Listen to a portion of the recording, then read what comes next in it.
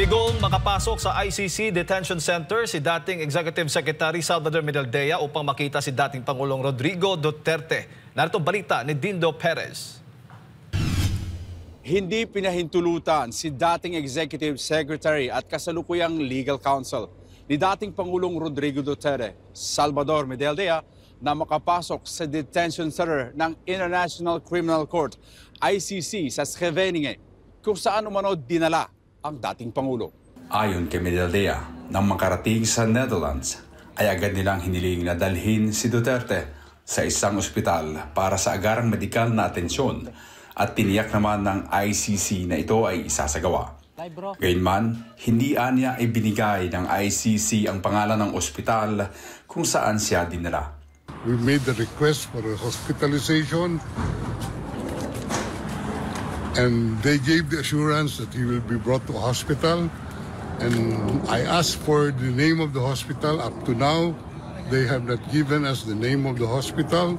So we took the position that he could have been brought here directly. And we are told that there is no President Duterte inside the facility. Sinabi rin ni Medialdea na nais makita ni pangalawang Pangulong Sara Duterte ang kanyang ama. Kaya naman patuloy nilang isinasagawa ang mga hakbang upang magkaroon ng access sa kanya. We are going back to the ICC and ask them where he is right now. Because a family member is waiting here to see him. Yes. She's waiting. Okay. And I would assume the president would want to see one of the members of this family at this point. Samantala, ayon sa Embahada ng Pilipinas sa The Hague, nakipag-ugnayan si dating Pangulong Duterte sa kanila bandang alas 3:41 ng hapon, oras sa Netherlands, noong Marso 13 upang makausap ang isang opisyal ng konsulado.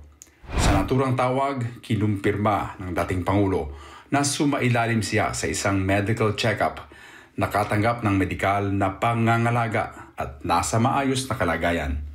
Hiniling rin niya ang pagbisita ng mga opisyal ng konsulado ng embahada, gayon din ang kanilang tulong sa pag-aayos ng pagdalaw ng kanyang legal counsel at miyembro ng kanyang pamilya.